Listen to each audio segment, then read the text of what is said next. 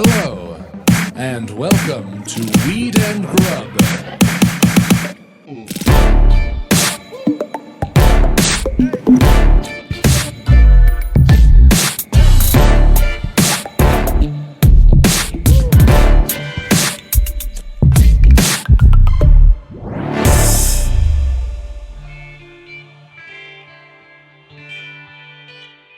Dun dun.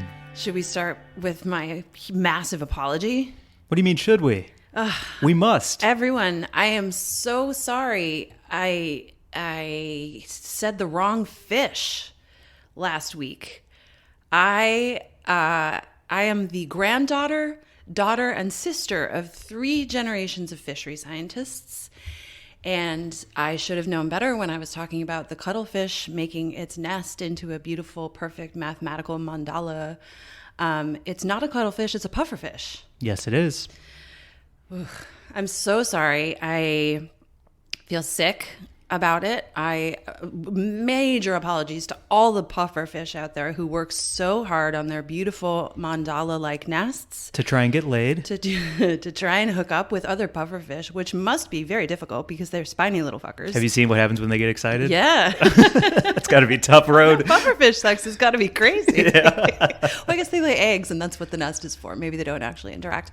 Anyway, so sorry to all the pufferfish out there. I got it so wrong. I named a cephalopod that, is magical and glows all kinds of different colors, like its cephalopod cousins, like the octopus. Cuttlefish are amazing. They're magical. They look like little frilly bars of soap with a skirt. They change colors. There's a cuttlefish called the...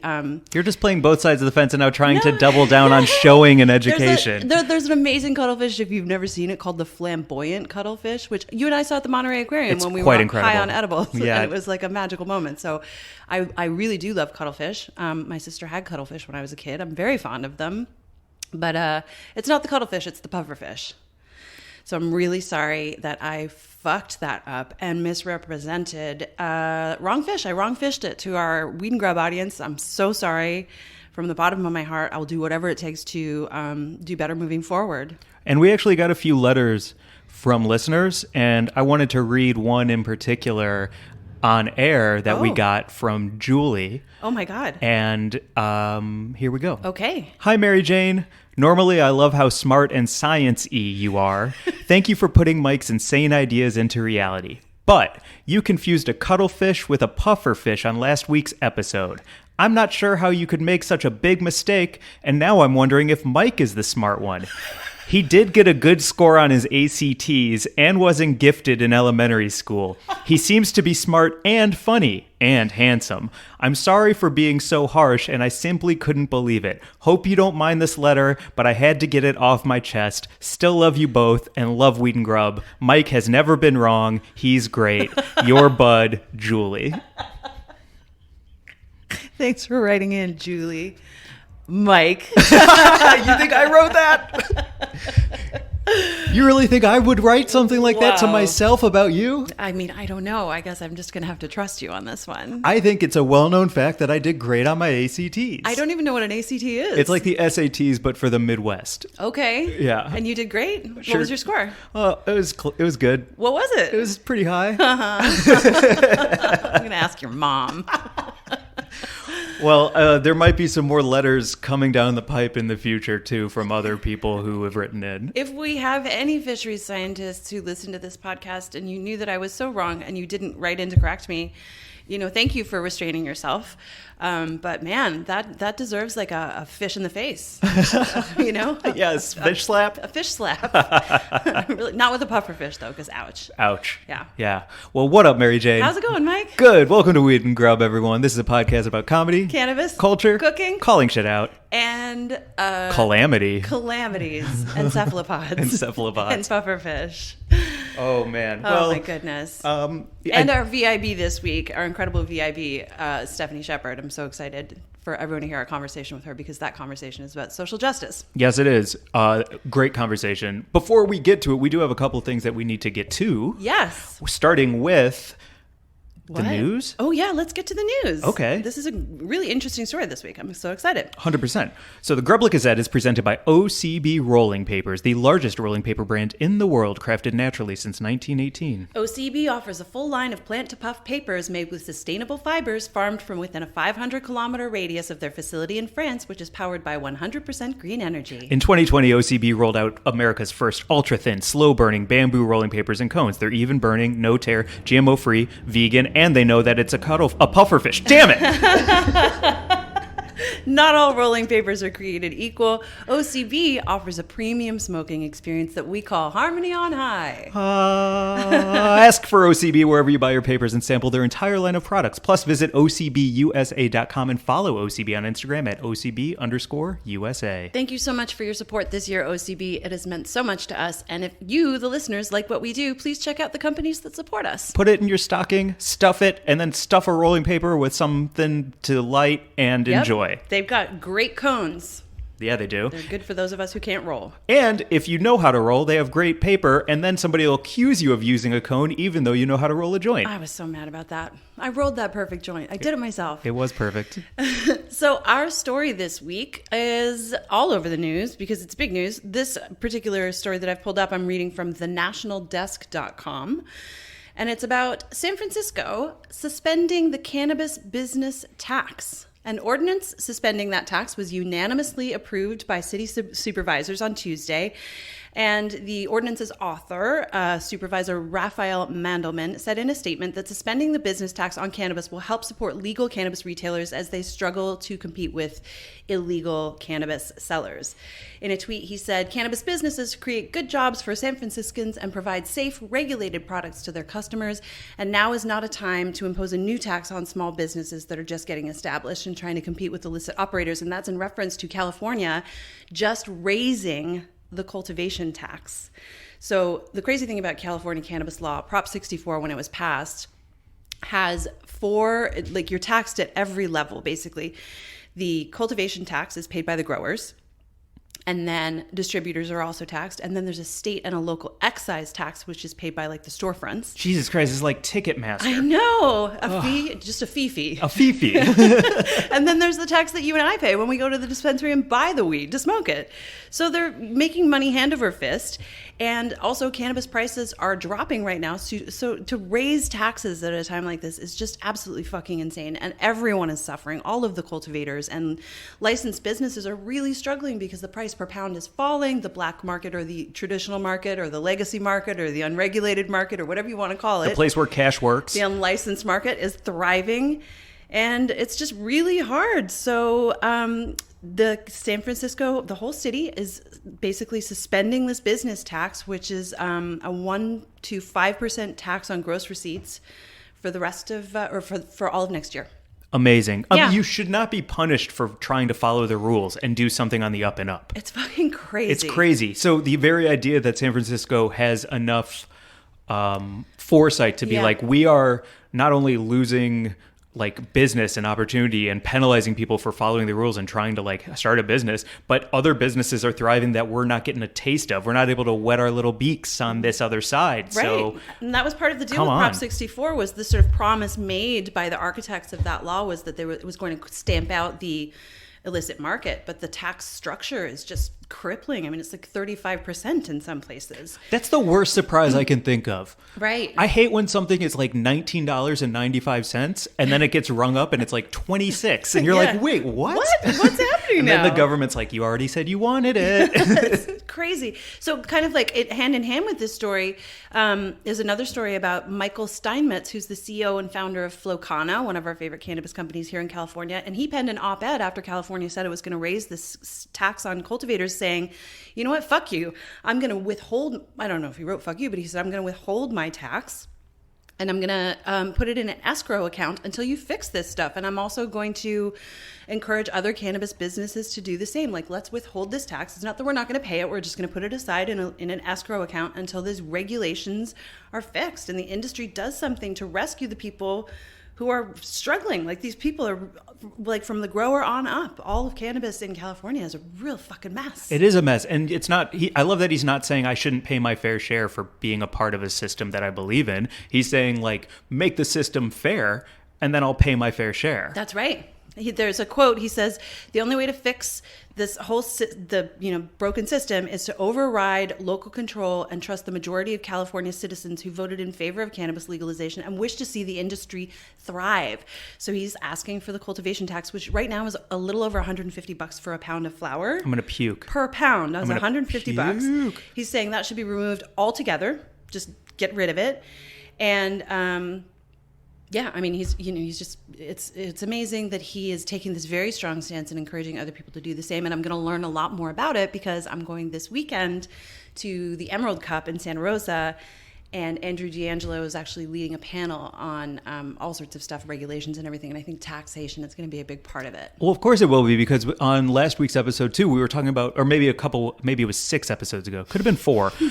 We were talking about the Republican bill that was just pushed. That is like a 1 to 3% tax overall, instead of the Democratic bill, which is 179%. Right, it's 3% versus 25%. Right. So even at like, so at the state level, California is fucking up, but at a city level, San Francisco is like, we're going to make a change. And at the federal level, the Republicans are like, we might have the moves to make this happen federally and be heroes. What a surprise that it would actually take fucking Republicans to get weed legalized, or at least decriminalized, so that, states can choose what to do at a federal level. So fucking interesting. So interesting. What a crazy time in the world in so many ways, and especially in the cannabis industry. It's really, I don't know. You just never know what's coming next. You really don't. Yeah. And as much as I talk to you off pod about, Republicans, Democrats, progressive, and all of these things, and then single issue voters in the cannabis industry who are just like, whoever is going to get weed where I need it to go is who I'm voting for. I'm a single issue person. Yep. And here we are with the Republicans kind of taking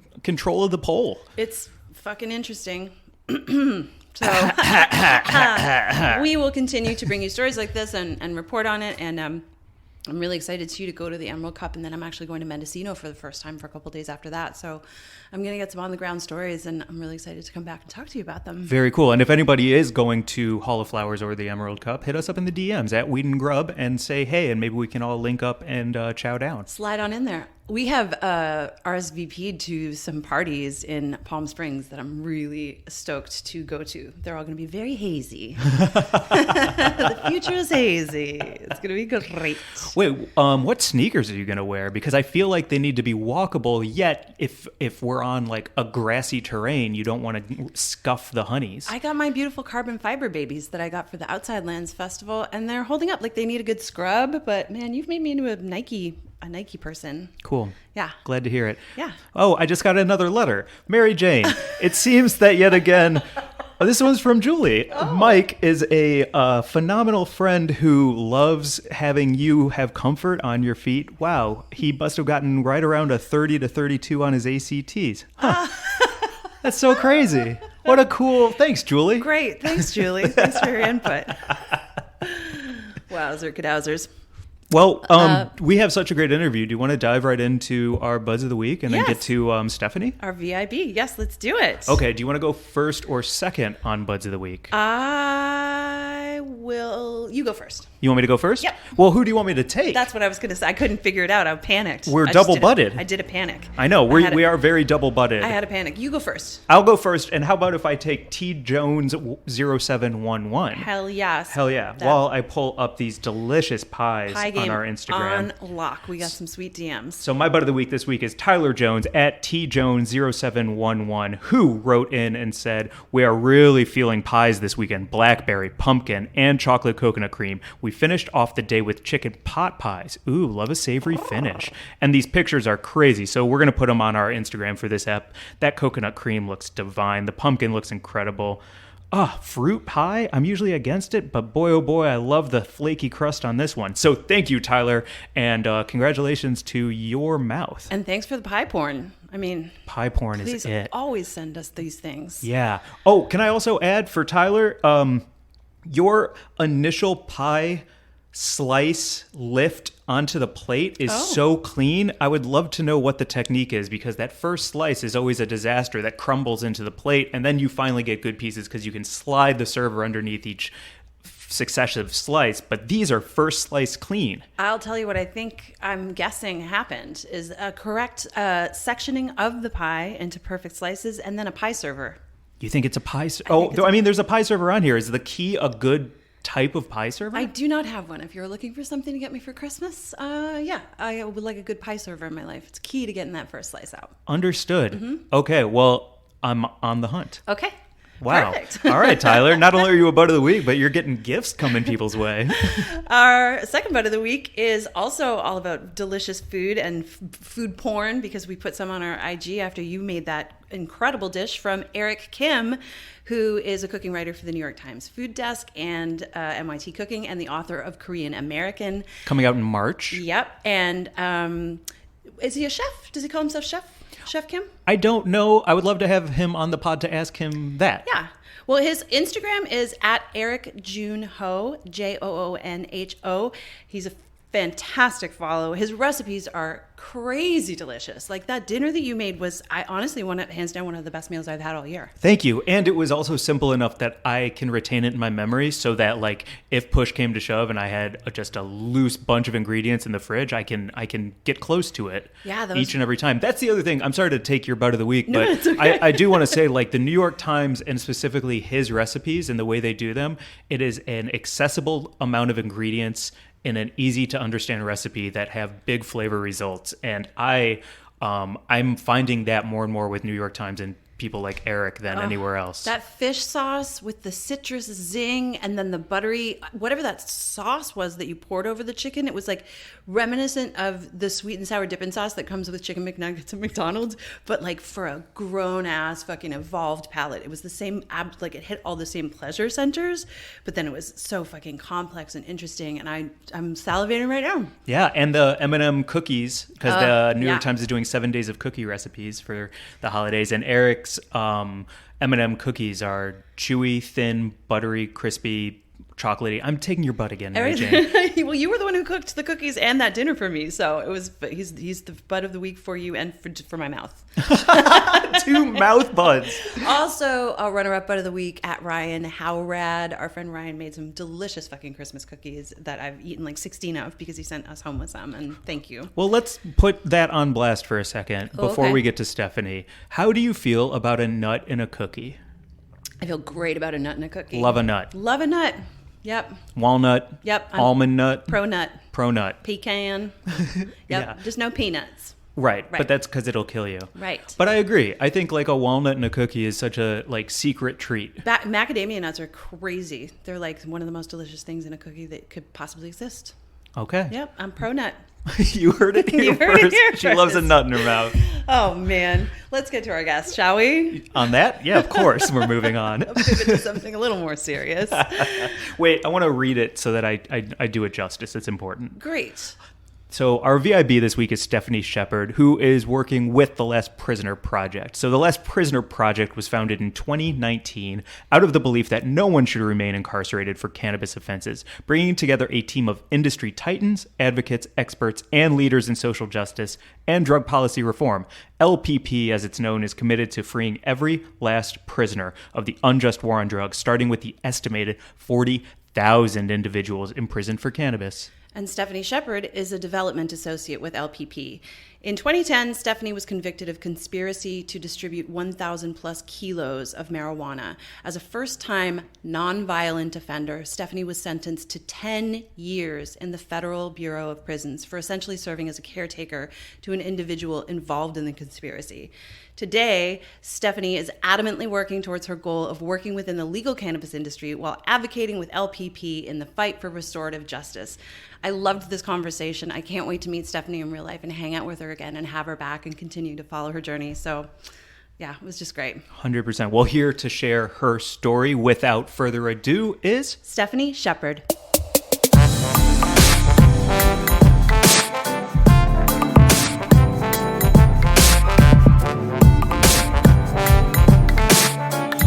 Stephanie, thank you so much for joining us.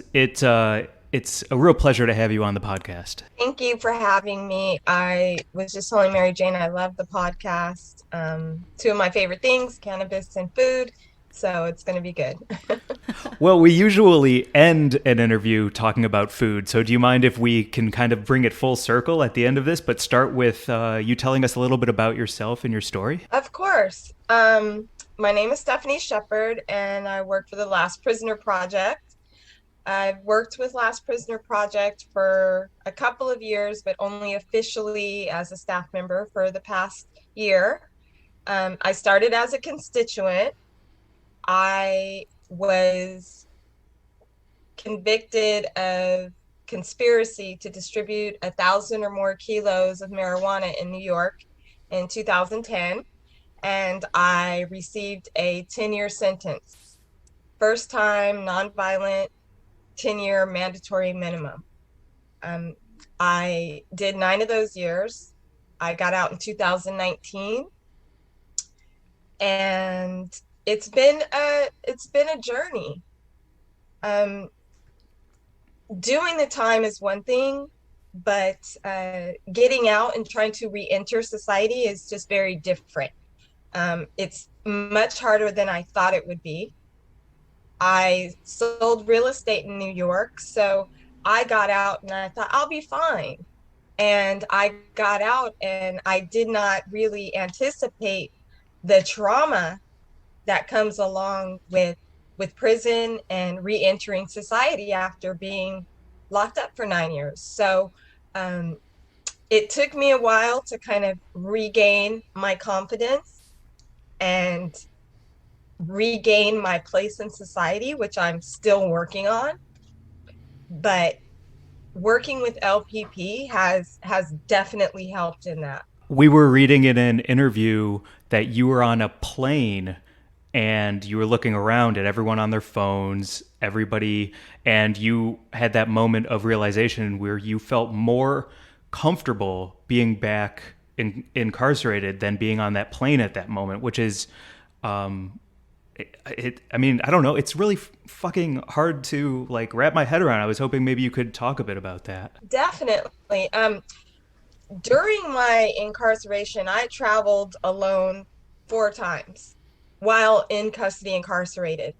So the thought that I'm being incarcerated for the protection or the safety of society is beyond me when you're putting me on a commercial flight. The first time I took a commercial flight transferring prisons, I had on my gray Russell sweats, which already was a no-go for me. I also love fashion and food and cannabis. And I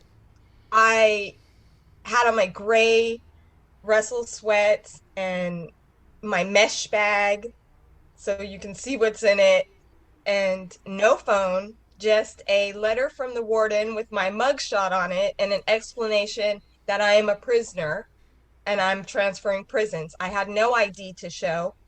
And as I approached the ID counter, and they say, give me your ID, I hand them my prison ID. And immediately, they're not prepared for that. So she looks at it and looks at me and says, hold on just a minute. I'm going to need a supervisor over here. So now I get some extra pat downs, and I just feel so uncomfortable seeing everybody in their regular clothes and on their phones and carrying the bag they want to carry. They gave me $17 to go to the airport, and I had to fight for 17. They only wanted to give me 14. To go to an airport, how am I going to eat? Like, food is extra expensive at the airport. So I was feeling so out of place. I remember, like, what am I going to eat? This is my first time out of prison in 6 years.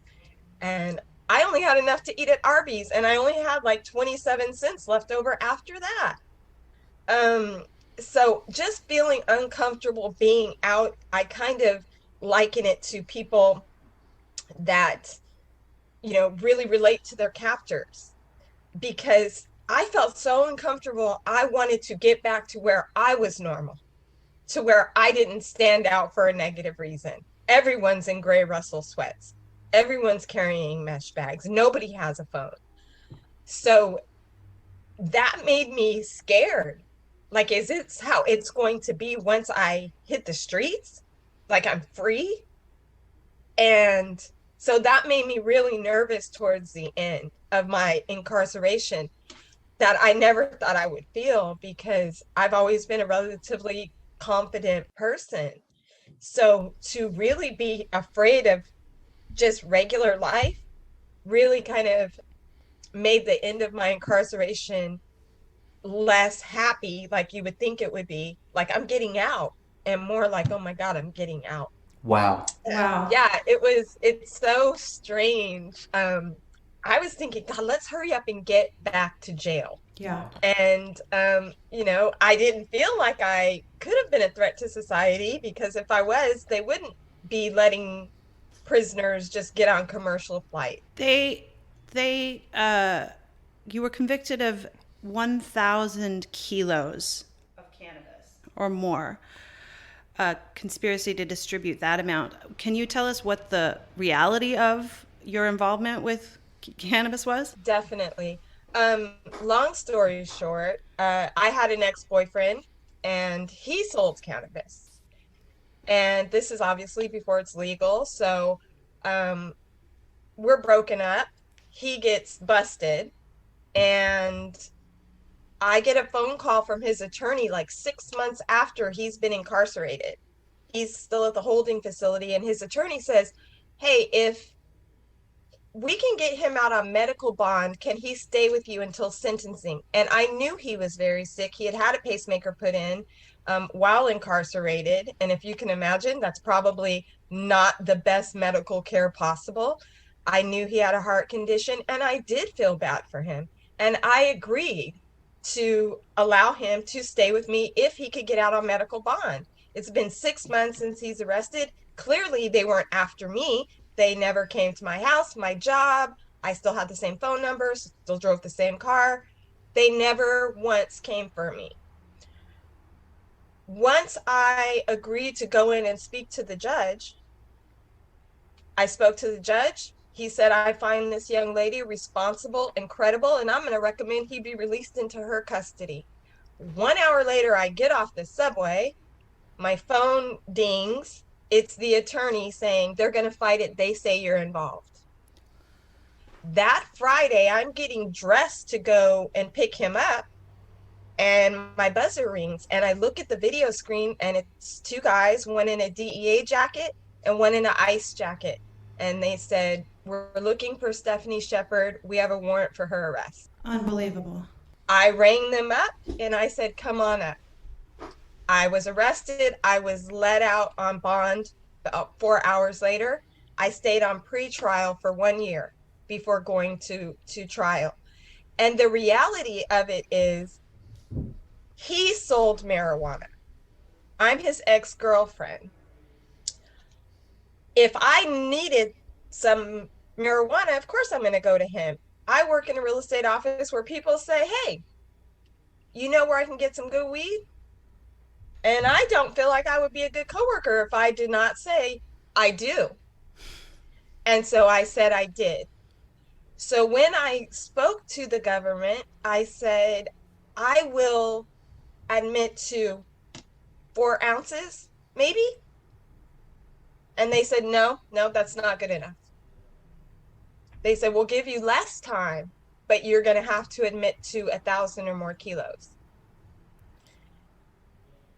Me being the person I am, that's not going to work for me. And I remember the prosecutor saying, do you know you're going to get 10 years in prison? And I said, yes, I know that, but I didn't believe it. Mm-hmm. And so I stuck to my guns and said, I'm only going to take responsibility for what I know. That's it. Not conspiracy of what he did. At that time, I didn't even understand conspiracy. I didn't know anyone in jail. I didn't understand the system. So I was like, conspiracy. And I found out that whatever I did, my 4 ounces or whatever I'm admitting to, is in furtherance of this 1,000 or more kilos. Because if I wasn't buying that, then he wouldn't be doing that. And therein falls my 1,000 or more kilos. I went to trial. They were only offering me an 8-year plea deal. And I said, well, absolutely not. Like, if I can do 8, I can do 10. And my attorney said, normally with their win rate, I would not advise you to do that. But with this plea deal, you might as well go for it. So I went to trial, and I was found guilty after a week's trial, found guilty of 1,000 or more kilos and sentenced to a mandatory minimum of 10 years. And I didn't even realize he said 120 months. And I said, I don't know who speaks in months other than new mothers of newborns and judges. And I said to my attorney, 120 months, what is that? Like, I didn't even, and he grabbed my hand and he said, it's 10 years. And my sister was there that day. And I just remember her screaming. My sister, she was sitting right behind me in the first row, and she just screamed. And also being the kind of person I am, instead of me screaming, which would have made more sense, I turned around to her and smiled and tried to tell her it's okay. Don't worry, it's going to be all right. And I was remanded from the courtroom that day, taken away, never went home again. Taken straight by the marshals. And when I got behind that door, I screamed. I screamed. And in New York, they have it set up so you go through straight from the courtroom to the jail. There's a series of tunnels, and after processing and going up the elevator in my little jumpsuit, the doors open directly into the day room of the jail. So the doors open, and I see this room full of ladies just staring at me, and I burst out into tears. And as time went on, I accepted it, but for the first 5 years, I did not accept it. Every day I felt like was going to be the day that they understood that it was a mistake. I was a good tax-paying person. And they were going to say, Shepard, come to R&D. And that was never said. And it took me 5 years before I really woke up and said, this is my reality. I'm going to do this time that I was given. And at the time, I felt like it was, okay, this is my punishment. But then, about 6 years in, I'm sitting in Victorville. It was a prison camp, and legalization had happened, but we don't really get access to things that are going on outside when you're inside. And honestly, it's better in some instances that we don't know what's going on, because it'll drive you nuts. Like, you can't do anything about what's going on outside, so I'm just going to block it out. I'm going to hobby craft all day. I'm going to watch TV. And I stayed to watch a news segment about cannabis. And so did another young lady, Evelyn LaChapelle. And we sat in the TV room. Everyone else had gone to bed, and she and I were sitting there, and we watched the news person ask this woman, so how's business? How's cannabis business? And blonde hair, blue-eyed lady says, oh, business is booming. And she goes on to talk about her brand and her packaging. And it's just, in this pretty box with a pretty bow on it. And Evelyn and I look at each other, and we said, business is booming. She's doing 8, I'm doing 10. And here this lady is on TV bragging about how business was booming. And that's when I think it hit both Evelyn and I. She's brown, I'm brown. This lady's blonde hair, blue eyed, and bragging about business booming. And that really hurt. That really hurt. Because at that time, I didn't know of any groups that were working for our release. There was no LPP for us at that point. LPP was actually just getting started. The Last Prisoner Project was just beginning to be a thing. So to feel so thrown away when business is booming outside really kind of resonated at that moment, that this was going to be a very rough rest of my sentence. Because knowing that business is booming outside and I'm still sitting here, it just makes you wonder, why were our lives so dispendable that it didn't matter? But here she is, business is booming for her. And why? Did you get out knowing that you were going to start work as an advocate and activist in the kind of work that you're doing? No, when I got out, I didn't know anything about Last Prisoner Project or anything like it.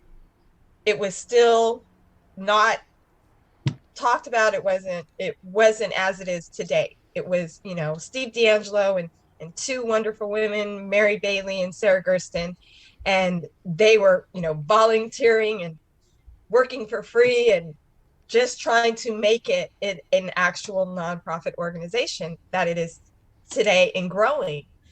But when I got out, no. And I was scared because I didn't know what I was going to do. I had my real estate license taken away because of my felony. So I didn't know where I was headed at this point. I got out at 50. So I didn't know where I was I gonna start a new career? What was I going to do?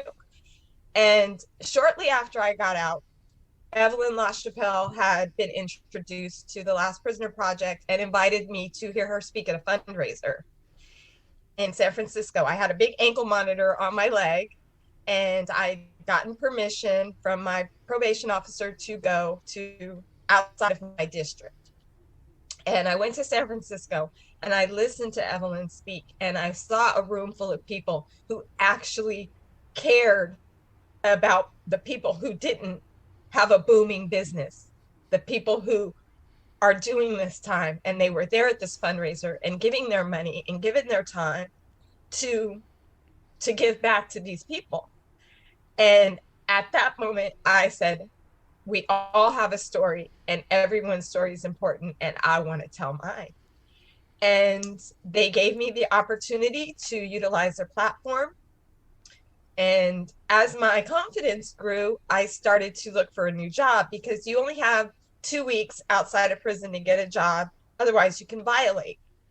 So I panicked, got a job at a coffee shop, and over the time of telling my story and working with LPP and starting to feel more valued, I said, I'm going to go and try to get a better job, a different job than what I have, because my manager is 19 and this is not going to work for me. So I started kind of looking and was interested in taking a position. And I told, Mary, and Mary said, no, we've been working on something for you with us. We want you to work with us full time. We weren't quite ready, but now we're going to get ready. We don't want you to go work anywhere else. And so I've been there ever since, and it's been the best move I've made, because it doesn't feel like work to me. It doesn't feel like work. It feels like me being in the position that people are right now, 40,000 people right now in prison, but they don't have to feel like I felt like thrown away, because they know that there's people outside working to get them out and to get them back into society and get their cases expunged so that they can have a clean record and don't have to mark yes that they're a felon for cannabis or for distributing a controlled substance. Whoa, that sounds a little heavy for marijuana. For cannabis to say a controlled substance, now you're blocking me from jobs. You're blocking me from housing, because that's a question on a lease application.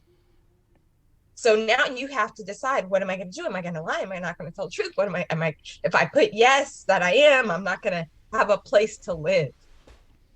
And that makes you just want to work harder for them, for me. So in addition to supporting places like Last Prisoner Project, what do you say to the people who listen to this podcast, the people who are going about their day-to-day lives, whether they consume or not?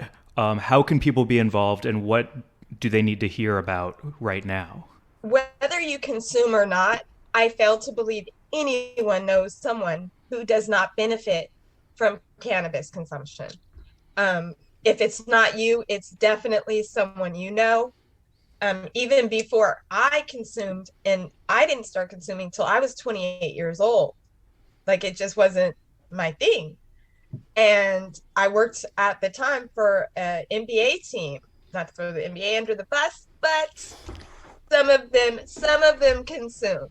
All right. And I was the only girl around. So I was already kind of the outcast, the girl around the guys. But then I was like, well, maybe that's a way to kind of, be one of the boys. And so one day I was like, yeah, I'll join you guys. And then I was like, wow, this is what I have been missing, because I suffer from anxiety. My mind goes quickly. So after that first time consuming, I was like, this is what I've been missing. This is what I've been looking for. This helps me focus. This helps me get things done. And so just knowing people who can benefit from it, or I always say, some people, the bottom line is the dollar. And I don't think Americans want to spend their tax money incarcerating people like me. That I think, even if you don't care about cannabis at all, what about tax dollars? Where else can they go? Where else can those dollars go besides incarcerating someone like me for cannabis, nonviolent first-time offender for cannabis? $40,000 a year per person. That's a lot of money. And so for people to just look at just the incarceration of people for cannabis in different ways, everyone's point may be different, but the outcome should be the same. No one should be in prison for cannabis. So what I feel like people can do is be involved, sign petitions. We have a petition called A Time to Heal. It goes to Joe Biden, President Biden, and asking him to release these prisoners like he said he would. I saw it with my own eyes. He said he would. And I'm disappointed, to be frank. I'm very disappointed. But 60 or 70% of Americans want cannabis legalization. It's getting states out of a little bit of debt. They're getting taxed heavily. And it's, on one hand, they want to tax you and they want the money, but they don't want to say it's okay. And that's what confuses me. But the more Americans speak up and say, hey, I don't want my tax dollars to go to incarcerating people who haven't hurt anyone. As far as I know, no one's died from cannabis. But, yet it's in the same category as drugs that are killing people. So deschedulization is important. Decriminalization is important. I feel like normalizing cannabis will do everyone a world of good.